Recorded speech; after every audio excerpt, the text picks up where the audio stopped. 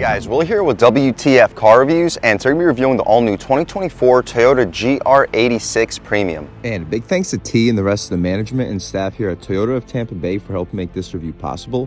I'll leave a link to our inventory below, and if you're looking for a new car, SUV, or truck in the Tampa area, I would definitely recommend checking these guys out and ask for T. And for those of you guys who don't know, the GR86 started off as a 2+2 sport coupe, originally sold by Subaru as the BRZ and Scion as the FRS for its first generation in the US market, released in 2012.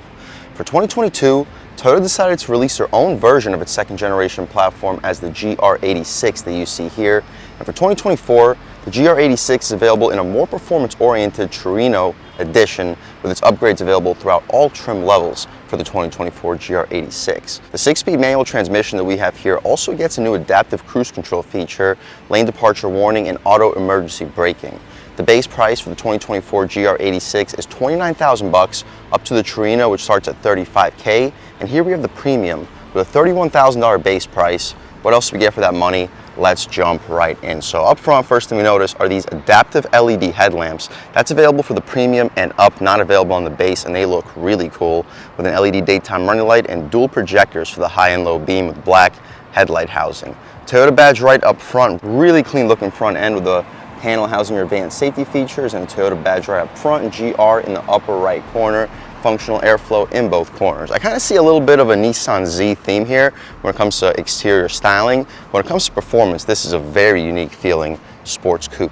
The wheel and tire setup also specific for the Premium. You get these black 18-inch rims wrapped in Michelin Pilot Sport 4 Summer Performance tires, also specific to the Premium trim. Dimensions up front are 215/40R 18s with a dual piston front brake caliper. Got to go up to the Torino to get the standard Brembos, but the Brembos are available here as an upcharge. Anyway, 5-lug pattern, all body color trim for the wheel well area, functional heat extractor behind it, beautiful blue metallic paint. I'll leave a link right here to show you exactly the name of this paint color. Black mirror caps. We'll take a step over to the opposite side. Check out the window sticker of this 2024 GR86 and a really clean looking body line for the rocker panel side skirt area, which leads flushly to the hip design for the rear end. But anyway, window sticker on this GR86 Premium, the 2+2 coupe with a 6-speed manual transmission with a Torino blue exterior paint color. It's not the Torino trim, it's the Premium trim, but still a beautiful blue metallic paint color that we have here. Anyway, you guys can pause, take a look at all the standard features. $31,900 for the base price, $699 for the Toyo Guard Platinum trim. For any dealer added accessories or upcharges after a $1,095 destination charge, we're looking at $33,694 with 22 combined MPGs, 20 in the city, 27 on the highway. We don't get blind spot monitoring on the glass, but it's a small sport coupe. It shouldn't be too tough to see what's in your blind spot, especially with that relatively narrow pillar out rear. The rear wheel and tire setup, let's take a quick look. We have 215s out front and we have 215s out rear, so same thing. You can do tire rotations. The only difference is a smaller brake caliper. We'll see how these 215 wide Michelin Pilot Sport 4 Summer Performance tires put the power to the ground. Here we have 228 horsepower, so it's definitely not underpowered, and it's a very light sport coupe, so we'll see if these 215s are enough to put the power to the ground. I like these subtle fender flares too. The gas cap is push to open, no easy fill, and premium fuel is the recommended fuel choice for this higher output GR86. The taillights are LED, same with the reverse lights and turn signals. We get dual exhaust tips, reverse lights in the center, Toyota badge in the upper center, right beneath your backup camera, GR86 in the lower right corner of the trunk lid. But speaking of the exhaust tips, let's fire up this 2.4 liter naturally aspirated 4-cylinder, and here she sounds.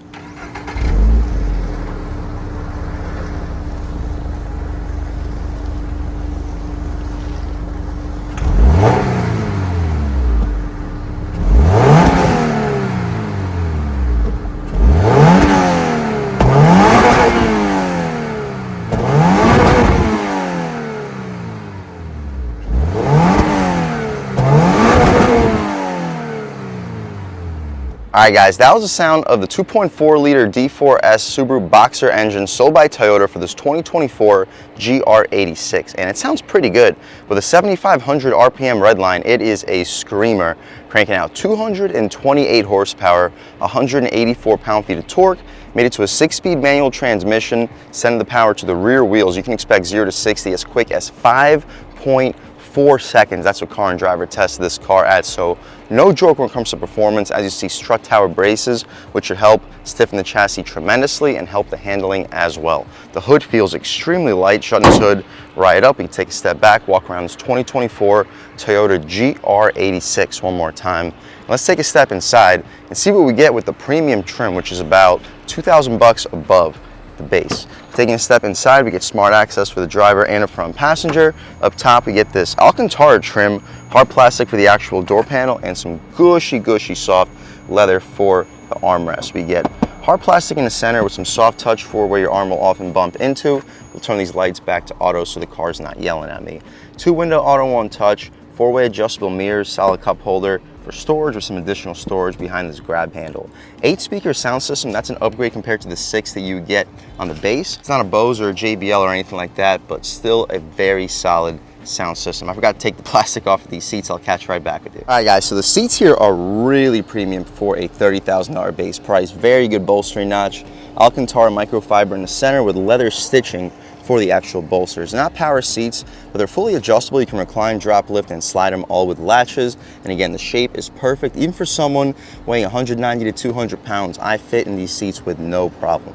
We get a latch which should help us get out into our basically useless rear seats, which we'll check out after we check out this front seat area. But taking a step inside, we get an aluminum nameplate with some blue tape over it. You can take that blue tape off when the vehicle is purchased. But anyway, foot on the brake, foot on the clutch, engine start, stop, and everything fires right to life. But first thing we notice, for a $30,000 sport coupe, this is a premium feeling interior. No, it's not like gonna be gushy soft everywhere, but the areas where you'll be touching have really premium materials. The steering wheel, it's decently thick. We get an OK 10-2 bolstering notch. 93 though fits perfect in your hands.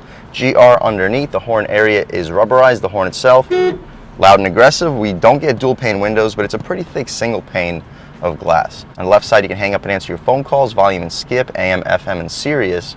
On the right side, adaptive radar cruise control, voice commands, return, and the adjustments for this infotainment. Speaking of the adjustments, we got messages, settings, advanced safety features, a screen for our advanced safety features, music, G-forces. We can see what else is available on that sports screen. G-forces for the acceleration, brake, and turn, with our power output as well, and lap timer. My personal favorite would be this power output, so we'll leave it there.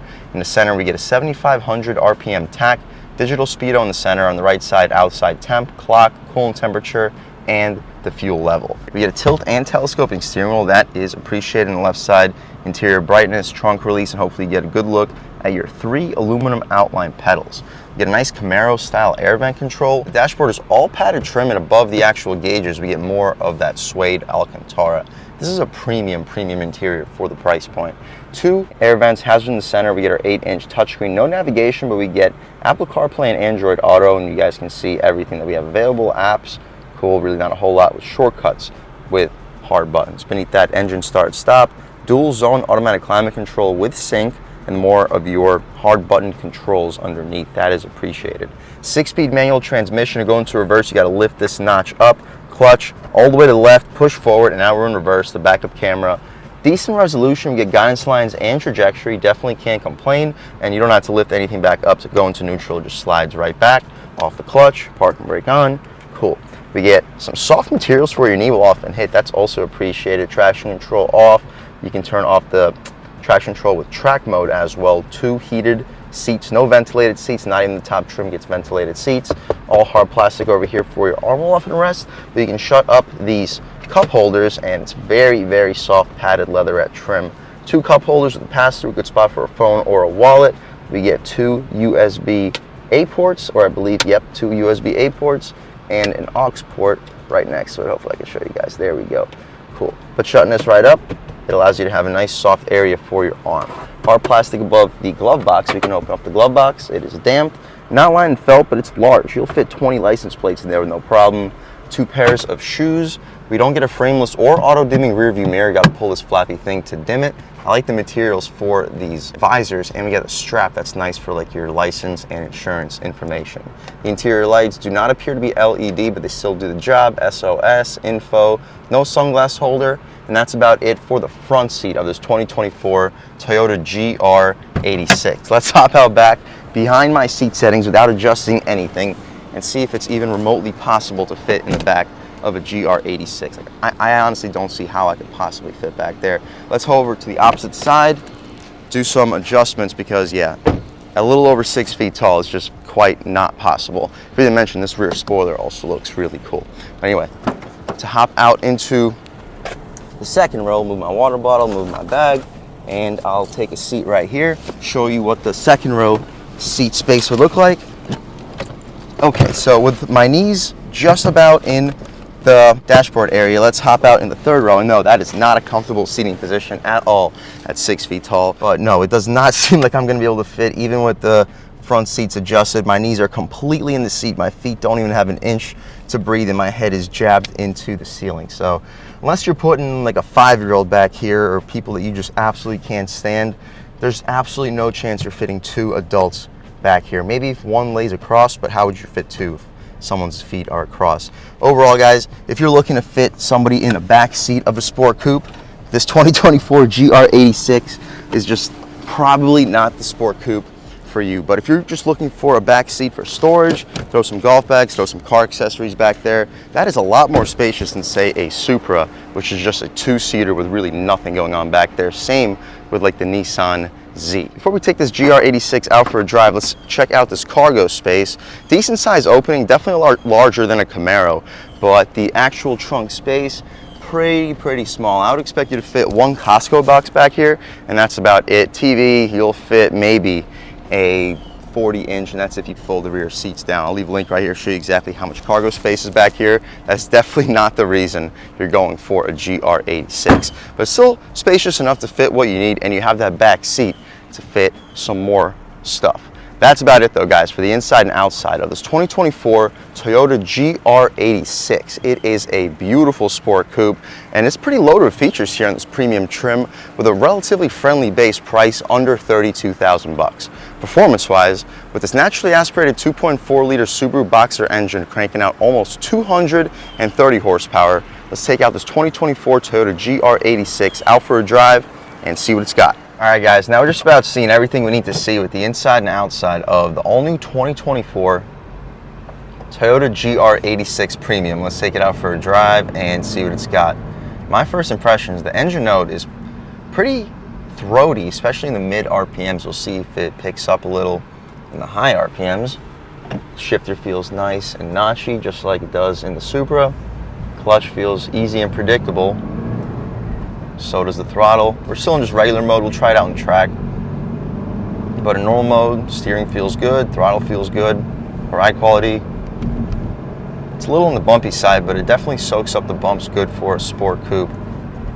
Very notchy shifter. About half throttle in second gear. Good response. The mid-range is pretty strong. Nowhere to really go, but just cruising along. Throttle responds good. Responds a lot better than the turbo 3-cylinder in the GR Corolla, but I'm sure once you actually lean into it, you'll see that the GR Corolla has a lot more power. But 0 to 60 in 5.4 seconds with this GR86. That's what Car and Driver tested at. Car and Driver tested the GR Corolla at, I believe, 4.9. So it's really not the biggest difference when it comes to flat out performance. You hear a little tire noise coming into the cabin, but that's to be expected with pretty aggressive, low-profile summer performance tires. We'll try it out in the track mode. The gauges change up immediately. The exhaust stays about the same. Throttle gets a little bit more touchy. Take a step out here, throwing in. Really good handling. Second gear on the gas. Yeah, it really starts to pick up in the higher RPMs. Taking a step back out here, throwing it in, feels good, and coming out.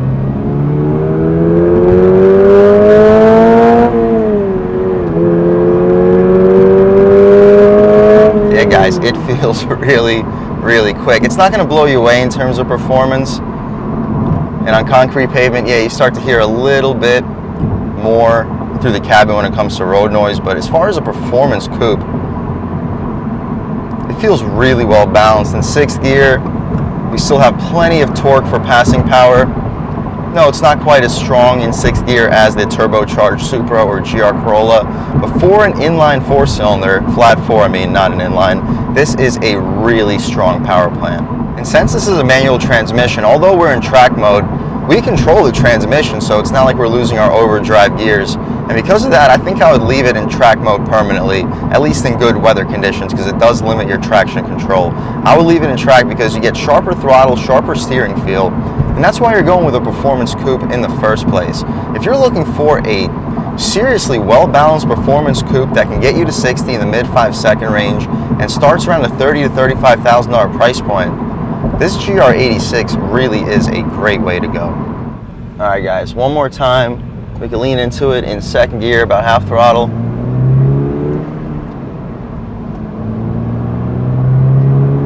Nice engine note. It sounds good. I can only imagine what it would sound like with an exhaust.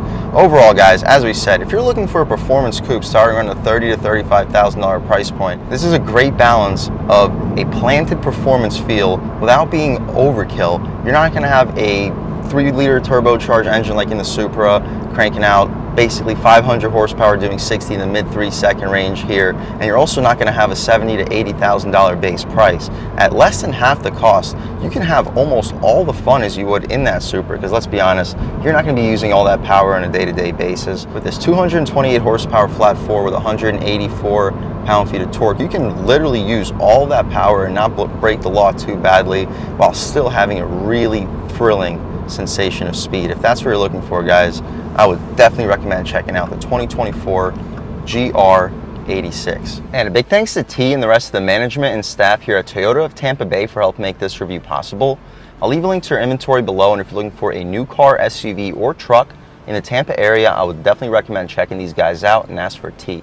And a huge thanks to all you guys for watching. I had a great time making this video. If you're new to the channel, please subscribe. If you've already subscribed, thank you so much. You guys know the channel is just not possible without you, and I really appreciate the constant support. But again, if you haven't subscribed yet, please subscribe. Leave a like too. It really helps me out with the YouTube algorithm. That's how these videos get promoted to new people. Leave a comment. Let me know what you like. Let me know what you don't like. Leave a comment. Let me know if there's any specific cars, SUVs, or trucks you want to see reviewed on this channel, and I'll definitely try getting those videos for you ASAP. But other than that, again, thank you guys so much for watching, and I hope all of you have a great day.